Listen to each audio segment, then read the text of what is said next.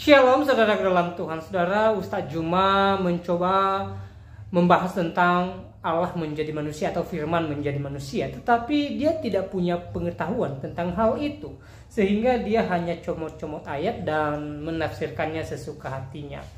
Nah, saudara dalam Tuhan, nanti di video berikutnya ada Bapak Bambang Nursena, di mana beliau menjelaskan bagaimana firman menjadi manusia, dan tentu saja ya, dari penjelasan Bapak Bambang Nursena kita bisa mengerti bahwa ternyata Juma ini tidak punya pengetahuan tentang Alkitab sama sekali. Nah, dalam Tuhan, langsung saja kita lihat video yang terlebih dahulu dan pastikan tekan tombol like, tekan tombol subscribe dan share video ini supaya menjadi berkat bagi banyak orang. Gantian. Ya merah kayak udang, enggak usah kayak gitu, enggak usah merah. Allah mau bermulut, saya lebih kaget. Berarti Allah mau pernah jadi manusia. Ini kitabmu loh. Kitabmu. Jelas. Sebentar, kalau kitab saya jelas yang karena mengatakan Allah datang dalam karena Allah datang dalam nomor 11. manusia. Kamu tadi mengatakan Lucu. Allah dengan kalamnya. Lucu kan? Kalam itu adalah mulut. Kapan hari Allah jadi manusia? Kalam itu sifat. Kapan saya katakan bahwa kalam itu mulut? Tadi kamu bilang bedakan antara kalam suara itu dengan sifat. mulut, kan? Oh iya, itu untuk kamu. Itu untuk kamu. Itu untuk kamu. Karena Tuhanmu punya mulut. Matius 4 nomor 4, Tuhanmu punya mulut. Yesaya 55 nomor 11, segala firman keluar dari mulut Tuhan. Ayo. Kalam itu sifat. Pak Esra ini murid-murid yang kenapa diajarkan kayak begini? Kalam itu sifat, kalimat itu perkataan. Antara sifat dan perkataan itu berbeda. Antara mulutmu dengan perkataanmu itu berbeda. Gitu cara belajarnya. Allah dengan sifat sama. Esra kabur kan? Bentar. Masih ada Esra di sini, masih ada. Masih ada Esra di sini. Biar tak ajarin. Enggak, lawan saya. Allah dengan sifat sama. Yes. Allah dan sifatnya itu adalah satu hakikat. Astagfirullahalazim, ya Allah ya Karim. Iya.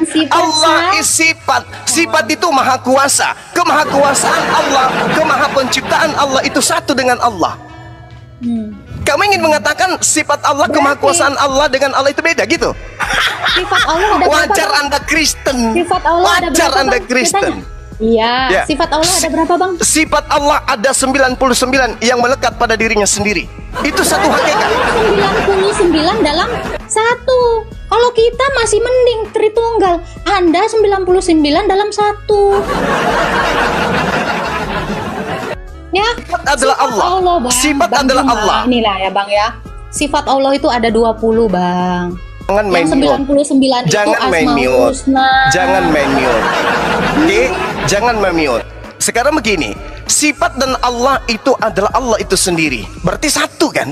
Berbagai macam sifatnya tetap aja satu.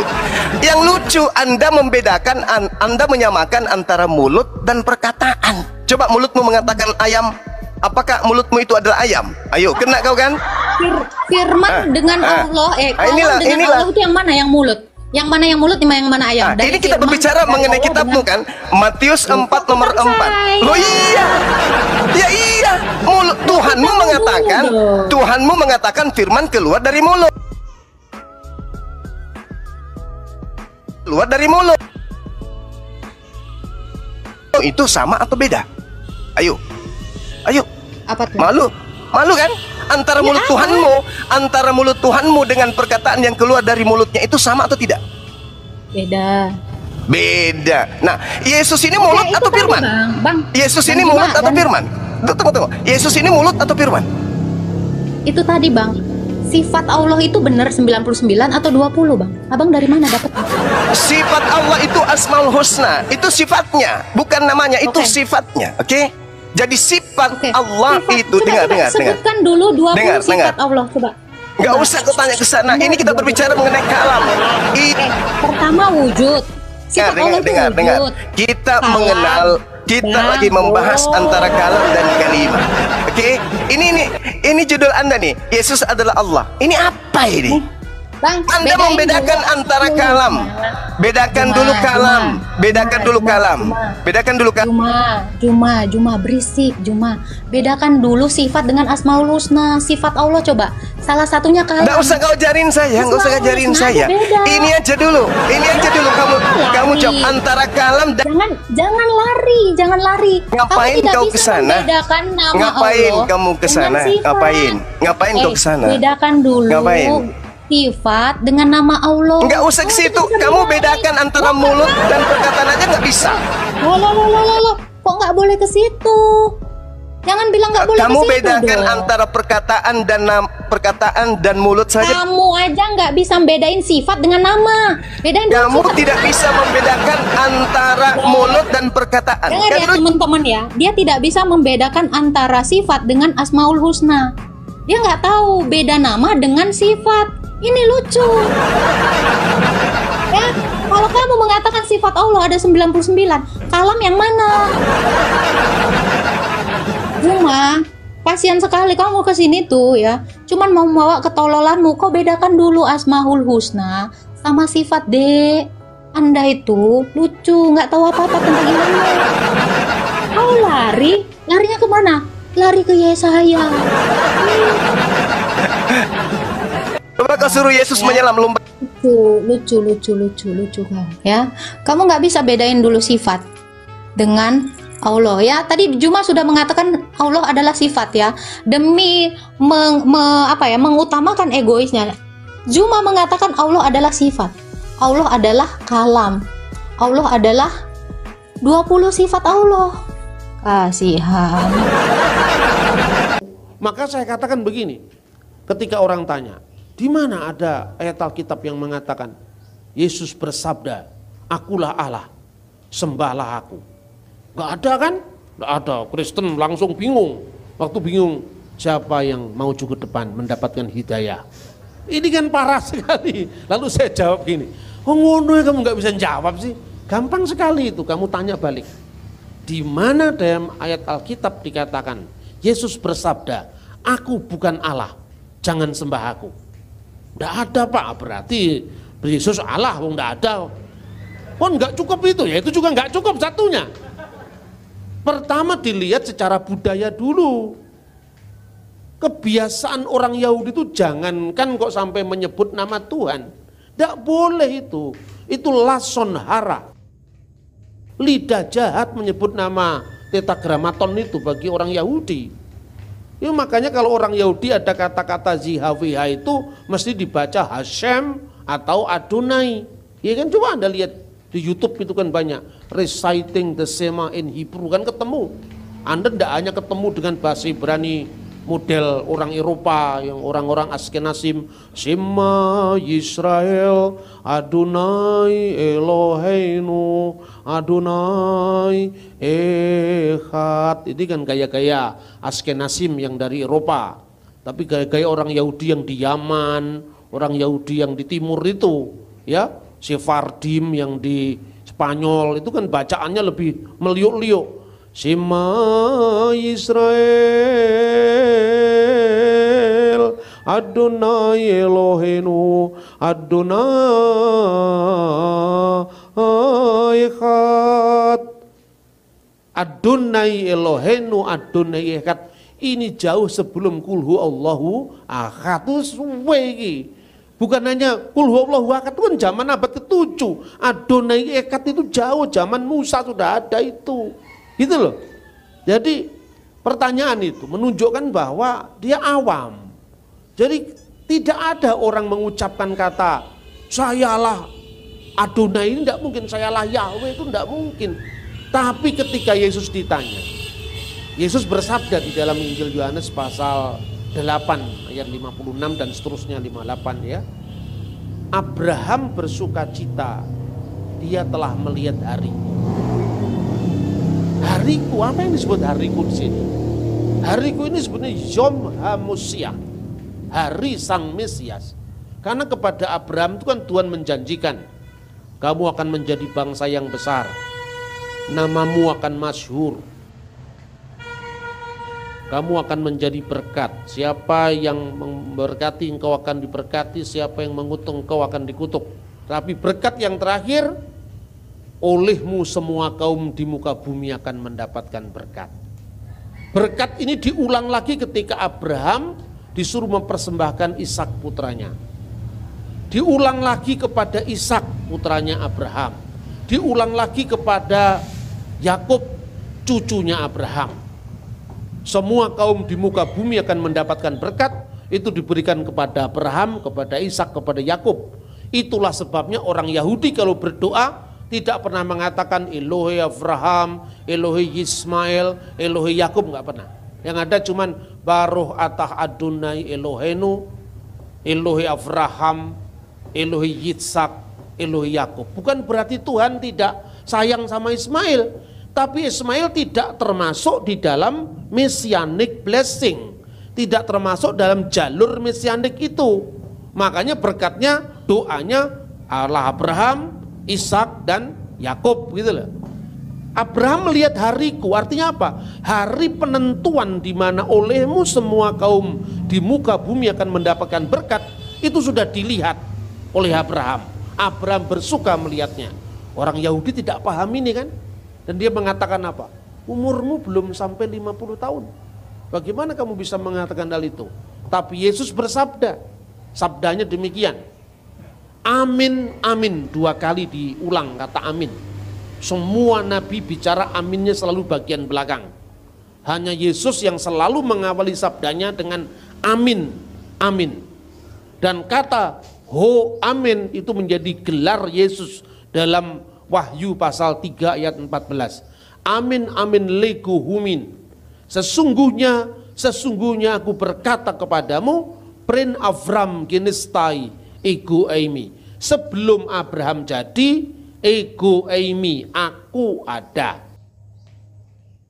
Aku ada ini petunjuk kepada nama tetragramaton tadi, ego eimi hoon. Akulah dia sang maha ada. Aku adalah aku. Eyeh asyur eyeh itu diterjemahkan dalam bahasa Yunani Alkitab Septuaginta ego eimi hoon. Dalam kitab Nabi Yesaya sering kali Tuhan berkata anihu, akulah dia. Terus orang-orang Yuditarian ngomong begini, dan itu yang menjadi bacaannya mungkin Zakir Naik. Di mana ada kata akulah dia diartikan harus akulah Tuhan. Akulah dia pokok anggur, akulah semua juga akulah dia itu. Akulah jalan, ego eimi hodos, akulah jalan. Tapi konteksnya ketika Yesus mengatakan ego eimi, dia mau dirajam batu. Kenapa mau dirajam batu? Karena orang yang menghujat Allah, yang menyamakan diri dengan Allah akan dirajam batu gitu kan. Jadi kalau membaca Alkitab tidak cukup dengan teks, tidak cukup dengan interteks, tapi juga dengan konteks secara keseluruhan. Di sini perlunya kita belajar studi sejarah, studi tentang arkeologi Alkitab. Jadi pertanyaannya, ketika kemudian Yesus bangkit di antara orang mati, Thomas melihat bukti luka yang ada di tangannya, apa katanya? Ya Tuhanku dan Allahku. Apakah Yesus menolak penyembahan Thomas? Tidak, dia menerima. Berarti Yesus ya my Lord and my God. Yesus itu adalah Tuhan dan Allah. Tinggal pertanyaannya, dalam konteks apa Yesus disebut Tuhan, dalam konteks apa Yesus disebut Allah. Gampang sekali jawabannya. Sekarang pertanyaan, Yesus disebut Allah. Itu maknanya Divine of Jesus Christ, the Godhead of Jesus Christ, Lahutiyah al-Masih. Apa artinya God? Apa artinya Elohim? Apa artinya Al-Ilah? Allah. Itu artinya sembahan. Segala yang disembah itulah Elohim. Segala yang disembah itu Elah, Eloah, ya Elohim. Kemudian kata itu muncul dalam semua Alkitab. Kemudian kenapa Yesus disebut Elohim? Pada mulanya adalah firman. Dan firman itu bersama-sama dengan Allah. Dan firman itu adalah Allah. Nah ini juga ayat bermasalah tidak hanya di lingkungan Islam. Di Saksi Yehova juga bermasalah. Makanya Kristen itu ya ke dalam juga pusing, keluar tugasnya banyak, maka jangan menambah pusing-pusing lagi kita. NRG and hologos, ke hologos and prostonteon, ke theos in hologos. Firman itu bersama-sama dengan Allah itu. Di situ ada kata sandang, tonteon. Ketheos di sini tanpa kata sandang. Ketheos and hologos. Dan Allah lah firman itu. Kemudian dipersoalkan. Kenapa di sini tidak ada kata sandang? Berarti Saksi Yehova bikin terjemahan sendiri. In the beginning was the word and the word was with God and the word was a God, huruf kecil. Nah gini aja juga bingung. Banyak orang-orang Kristen sekarang ini kemudian jadi sekte Gumbali Mukia itu jadi Saksi Yehova. Karena kita ini kurang mikir. Mari kita persoalkan satu-satu. Saya senang sekali kalau ngomong begini. Pada mulanya adalah firman. Firman itu bersama-sama dengan Allah. Terus saya tanya, lebih dulu mana Allah dengan firman-Nya? Ini kan pertanyaan untuk awam, gampang sekali kan? Ya lebih dulu Allah, Pak. Kalau orang Saksi Yehova dengan yakinnya, lebih dulu Yehuwa, Pak. Lebih dulu Yehuwa ya? Ya, Yehuwa itu maksudnya Gusti Allah karena karyo jagat itu artinya kalau Jawanya. Oke. Nah terus kalau Allah sudah ada, firman-Nya belum ada, begitu maksudmu? Iya Pak. Yang menciptakan firman itu siapa? Ya Allah Pak. Allah menciptakan caranya bagaimana? Ya berfirman Pak. Nah firman-Nya belum ada, berfirman bagaimana? Sekarang bingung tak? Dijawab. Ya terus bingung, orang biasa jawab, yang lain-lain jawab. Lebih dulu firman Pak. Kalau lebih dulu firman, firman-Nya siapa? Ya firman-Nya Allah, katanya lebih dulu firman. Kalau lebih dulu Allah berarti ada waktu Allah sudah ada, firman-Nya belum ada. Berarti Tuhan pernah bisu, tidak maha sempurna. Itulah yang dibahas oleh Konsili Nikea. Konsil itu kan akhirnya memutuskan regula fide, pengakuan iman.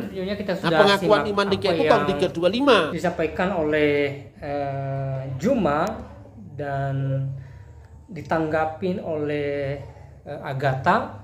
Lalu kita juga sudah mendengarkan penjelasan Bapak Bambang Nursena tentang Allah menjadi manusia atau firman menjadi manusia. Nah, saudara dalam Tuhan ya, saya rasa penjelasan Bapak Bambang Nursena lebih masuk akal dan juga alkitabiah dibanding apa yang disampaikan oleh Ustadz Juma. Dan sebenarnya ya setelah kita belajar dari Bapak Bambang Nursena, kita boleh mengerti bahwa ternyata Juma tidak punya pengetahuan tentang Alkitab. Dia hanya sekedar copot-copot ayat Alkitab untuk membenarkan apa yang dia katakan, tetapi apa yang dia katakan tidak benar, tidak sesuai dengan Alkitab itu sendiri ya. Nah saudara dalam Tuhan, apa tanggapan saudara setelah menonton semua video tadi? Silahkan tulis di kolom komentar ya. Tuliskan komentar yang baik, yang positif, terutama komentar yang memuji, memuliakan nama Tuhan di atas kerajaan sorga. Dan tuliskan komentar yang memberkati kita sekalian. Dan saudara dalam Tuhan, seperti yang saya bilang tadi, bahwa sebenarnya Juma tidak punya pengetahuan tentang Alkitab sama sekali. Dia tidak mengerti Alkitab, dia tidak pahami Alkitab ya. Pengetahuannya tentang Alkitab sangat dangkal sekali. Dia hanya bermodalkan copot ayat Alkitab dengan menafsirkannya sesuka hatinya, semaunya saja, tetapi bukan penafsiran Alkitab pada umumnya. Karena kenapa? Ya, karena dia tidak mengerti Alkitab, dia tidak punya dasar teologi yang benar tentang Alkitab, dia tidak pernah belajar tentang Alkitab, atau dia tidak pernah masuk sekolah tinggi teologi Kristen untuk mempelajari Alkitab.